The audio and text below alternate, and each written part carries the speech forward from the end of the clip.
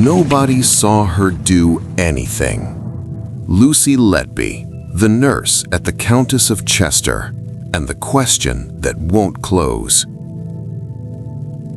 The ward where babies kept dying. June 2015, the neonatal unit of the Countess of Chester Hospital, Northwest England. This is a ward for the smallest and most vulnerable patients in the hospital: premature babies, sick newborns, infants who arrived in the world too early or too fragile and need intensive care to survive. The nurses who work here are specialists. The work is demanding, technical, emotionally exhausting. The margins between life and death in a neonatal unit are measured in millimeters and minutes. In the summer of 2015, something starts happening on this ward that nobody can explain. Babies are dying, more than usual, more than the statistics would predict. They are collapsing suddenly, stable one minute, deteriorating the next, in ways that the senior doctors on the unit have never seen before.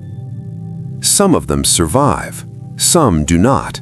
And as the months pass, a pattern begins to emerge that the doctors find themselves unable to name out loud, because naming it would mean thinking the unthinkable. One nurse appears on the ward log every time it happens. Her name is Lucy Letby. She's 25 years old.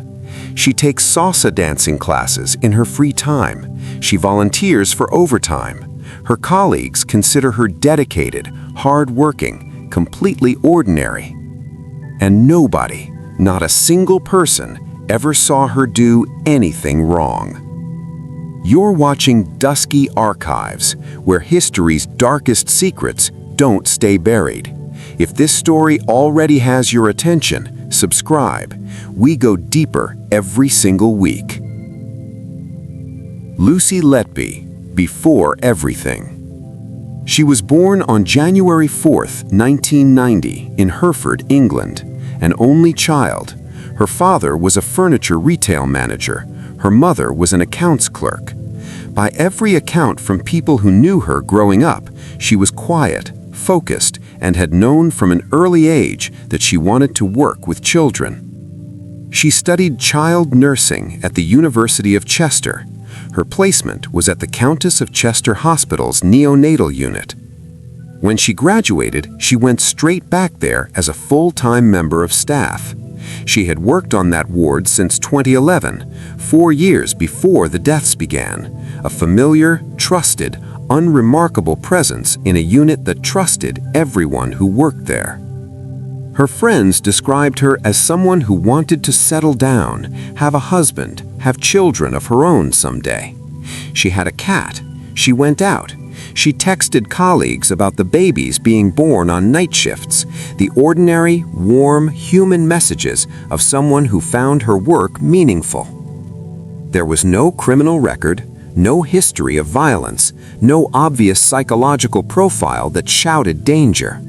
She was not strange in any way that anyone around her noticed.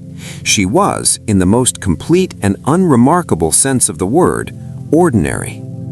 Which is what makes this story so difficult to hold in your mind, because what happened on that ward between June 2015 and June 2016 was not ordinary. It was something that the human brain resists, something that required the people who worked alongside her to think the unthinkable. The phrase that would appear again and again throughout the trial, spoken by nurses and doctors who had spent months trying not to think it.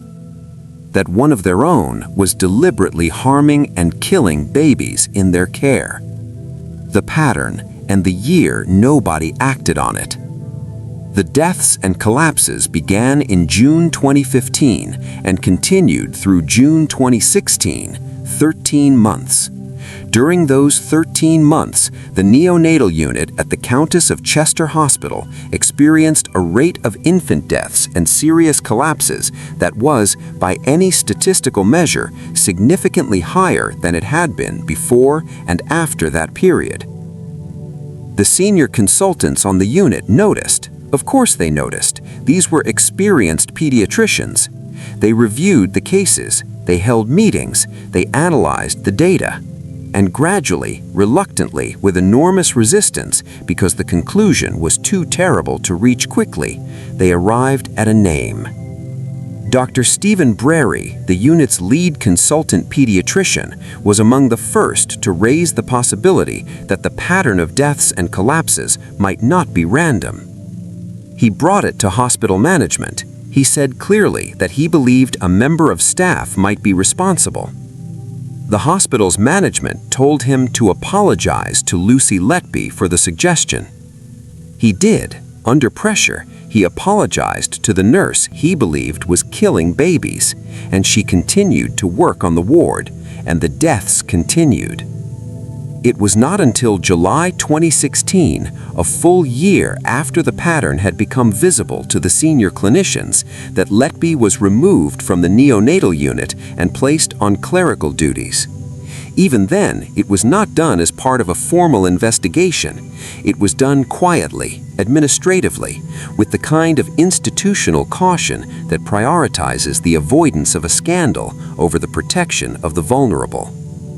By the time the police were finally contacted in May 2017, almost 2 years after the first suspicious deaths, the ward had been cleaned, rotas reorganized, staffing records partially lost to routine administrative turnover. The crime scene, if there was one, had been 2 years of daily NHS operation. The doctors saw the pattern. They told management. Management made them apologize to her, and the deaths continued. This is the part of this story that nobody in power has yet fully answered for. What the prosecution said she did. The trial at Manchester Crown Court began in October 2022 and lasted 8 months, one of the longest murder trials in British criminal history. The prosecution outlined a series of methods by which they alleged Letby had attacked the babies in her care.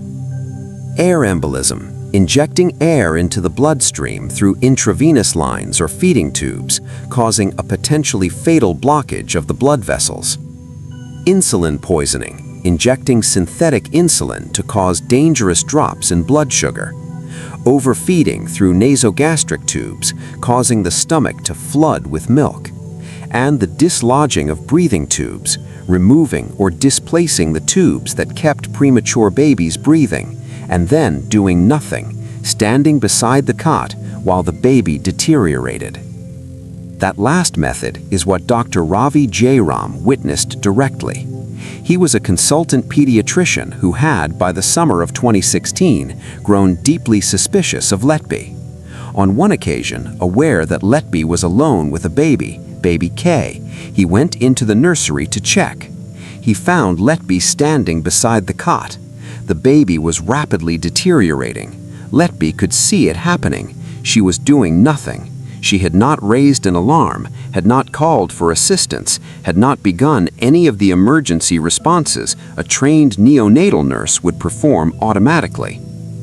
The breathing tube had been dislodged. The baby deteriorated twice more that night. On both occasions, Letby had been present in the nursery, despite having other babies to care for in a different room. On both occasions, the breathing tube had been dislodged again. Baby K was transferred to another hospital. She did not recover. The prosecution's most striking piece of evidence was not found at the hospital, but at Letby's home, a collection of handwritten notes. Written, her defense argued, as a form of emotional processing recommended by a counselor after she was removed from the ward. On those notes were phrases that became infamous during the trial. "I killed them on purpose because I'm not good enough to care for them. I am evil. I did this." The defense argued that these notes were the product of a woman in psychological crisis, trying to process why she was being accused, internalizing the accusations, catastrophizing, not confessing. The prosecution argued they were exactly what they appeared to be. The jury, after deliberating, agreed with the prosecution. August 18, 2023, Manchester Crown Court. Lucy Letby was found guilty of murdering 7 babies and attempting to murder 6 more. She received 14 life sentences, each one a whole life order, meaning she will never be released. She is one of only 4 women in British history to receive a whole life sentence. She was not in court to hear the verdict read. She had refused to attend. In a second trial in 2024, following a retrial on one charge on which the original jury had been unable to reach a verdict, she was convicted of a further count of attempted murder and received a 15th whole life order. She refused to attend that sentence. 2. The government subsequently introduced legislation to compel defendants to attend their own sentencing hearings, a direct response to her absence. She is now held at HMP Low Newton in County Durham, a high-security women's prison. As of January 2026, she works as the prison librarian, described by sources inside the prison as a model prisoner who keeps her cell neat and engages cooperatively with staff. She has maintained her innocence throughout. She maintains it now. In January 2026, Cheshire Police confirmed that the Crown Prosecution Service would not be bringing any further charges against Letby in connection with 9 other babies whose cases had been investigated. Evidence, they determined, was insufficient. If this story is keeping you in your seat, you're exactly where you belong. Dusky Archives goes where the history books stop. Hit subscribe. Every week, we pull something else out of the dark. The question that won't close. Here is where this story becomes something more than a true crime case, because in the months and years since the verdict, something has happened that rarely happens after a British criminal conviction of this magnitude. The science has been challenged, seriously, formally, by serious people. A panel of 14 medical experts from 6 countries convened by a Canadian neonatologist named Dr. Shu Lee, whose own 1989 research had been cited by the prosecution's expert witness during the trial, reviewed all of the case files. Dr. Lee had not known his work was being used until after the verdict. When he found out, he described concern that his research had been misapplied. He assembled his panel. They examined every case. They published their findings. Their conclusions challenged the prosecution's medical evidence on multiple fronts, particularly the air embolism diagnoses, which had formed the backbone of the case against Letby in several of the murder charges. A senior judge not involved in the trial had written to the trial judge before the verdict to warn that the prosecution's key expert witness, Dr. Dewi Evans, makes no effort to provide a balanced opinion, and that no attempt has been made to engage with the full range of medical information. This letter was not made public during the trial. The Royal Statistical Society had, separately, published a report cautioning that it is far from straightforward to draw conclusions from suspicious clusters of deaths in a hospital setting. The pattern of deaths that had pointed toward Letby, the fact that she was present in the ward when babies deteriorated, was, critics argued, partly explained by the fact that she was more qualified than most nurses and therefore consistently assigned to the sickest babies. Of course she was present when the sickest babies deteriorated. She was there because they were the sickest. There was no forensic evidence linking Letby to any specific act of harm, no CCTV footage, no direct eyewitness testimony of a harmful act, with the partial exception of what Dr. Jayaram observed, which the defense argued was consistent with innocent behavior by a nurse present during a sudden deterioration. The handwritten notes, the insulin evidence, the air embolism diagnoses, all of it has been contested, formally and at length by credentialed experts. In February 2025, Letby's legal team submitted a formal application to the Criminal Cases Review Commission, the independent body that investigates potential miscarriages of justice in England and Wales. The CCRC confirmed it had begun assessing the application. 2 separate appeal applications have already been refused. The courts have reviewed the case twice and declined to overturn the conviction. The formal legal position is that Lucy Letby is a convicted child killer and will remain in prison for the rest of her life. But the question will not close. And the parents of the babies who died, who have been through something no parent should ever have to endure, find the ongoing public debate about whether she is guilty to be, in their words, deeply upsetting. They believe the jury heard the evidence. They believe the right verdict was reached. They're living with the consequences of what happened in that neonatal unit, and they deserve to have that acknowledged before anything else in this story is said. The institution that failed everyone. Regardless of where you stand on Lucy Letby's guilt or innocence, there is one part of this story that is not in dispute. The Countess of Chester Hospital failed the babies on that ward and the families who trusted it with their most vulnerable. The doctors raised the alarm multiple times, clearly, formally, in writing. Dr. Brary's concerns were documented. Other senior clinicians added their voices. And the hospital's management, the people whose job it was to take those concerns seriously, did not. They made the doctors apologize, they delayed, they minimized, they continued to allow the situation to continue for a full year after the pattern had become visible to the medical staff. A public inquiry chaired by Lady Justice Thirlwall began hearing evidence in September 2024. The inquiry has the power to compel testimony. What it has heard is a picture of institutional failure that goes beyond any individual nurse, a management culture in which protecting the hospital's reputation was prioritized over protecting the babies in its care. Dr. Brary told the inquiry that he believed Letby's harmful conduct may have begun before June 2015, that earlier incidents had been misread as unusual but not malicious. If that is true, the failure to act in 2015 and 2016 may not have been the first failure, it may have been the last in a chain of them. In 2025, following the inquiry's ongoing hearings, arrests were made of former hospital staff, not in connection with the murders themselves, but in connection with the institutional response to the concerns that were raised. The investigation into what the management knew and when it knew it continues. Whatever the truth about Lucy Letby, guilty as convicted, or the victim of a miscarriage of justice, the institution around her failed. That failure has no ambiguity. That failure cost lives, and the people responsible for it have not yet been held to full account. February 2026, the documentary and the debate.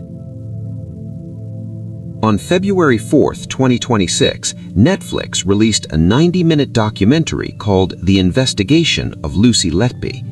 It reached an estimated global audience of tens of millions within its first week. It includes new footage, new interviews, and a systematic presentation of the case against the medical evidence used to convict her. The reaction was immediate and divided. Legal experts pointed out that public pressure generated by documentaries like this can, in some cases, lead authorities to take a closer look at contested convictions. Others noted that 2 separate appeal applications had already been considered and refused by the Court of Appeal, that the formal legal system had reviewed the evidence and found it sufficient. The families of the babies were not informed about certain aspects of the documentary's content before it aired. Their parents said they would not watch it. The inquiry continues. The CCRC assessment continues. The criminal investigation into hospital management continues. In January 2026, Letby was reported to have become friends in prison with Bainosh Batul, convicted of the murder of her stepdaughter, Sara Sharif. She works as the prison librarian. She has, by all accounts, adapted to her surroundings. She still says she did not do it. What we are left with: 7 babies died. Their names were not made public. They are known only as Baby A, Baby B, Baby C, Baby D, Baby E, Baby F, Baby G. They were born premature or sick. They were placed in a unit designed to save them. They did not survive. Their parents gave evidence at the public inquiry with a courage that is difficult to measure. They described bringing their children into the world in fear and hope, placing them in the hands of a medical system they trusted, and losing them in ways they were told were natural, only to discover years later that the deaths were being investigated as murders, that the babies they had buried as tragedies might have been crimes. That is what this case has done to the families at its center. Whatever the final legal outcome, whatever the CCRC finds, whatever further appeals or inquiries produce, those families have already lived through something that cannot be undone. The questions this case raises go beyond Lucy Letby. They go to the heart of how we build institutions that protect the vulnerable, how we create systems in which a doctor can raise an alarm and be heard rather than made to apologize, how we ensure that statistical anomalies in medical settings trigger proper investigation rather than institutional self-protection, how we handle evidence in cases where the crime, if there was one, is almost impossible to detect, where the methods, if they were used, leave almost no physical trace. Lucy Letby is 36 years old. She will, barring a successful CCRC referral and a successful appeal, die in HMP Low Newton. She says she is innocent. 14 experts from 6 countries have raised serious questions about the evidence that convicted her. The courts have, twice, declined to overturn that conviction. Nobody saw her do anything. That sentence means 2 completely different things depending on which side of this case you are standing on. And that, in the end, is where this story leaves us. Not with resolution, not with certainty, with a ward where babies died, a nurse who maintains her innocence, parents who believe justice was done, experts who believe it was not, and an institution that failed everyone in its care long before a single verdict was ever reached. Their names are Baby A through Baby G. They deserved to grow up. Whatever the truth, the system around them failed them first. That part is not in dispute. This has been Dusky Archives, the cases history forgot, and the ones still being written. If this story stayed with you, subscribe, because next week we open another door, and what's behind it is darker still.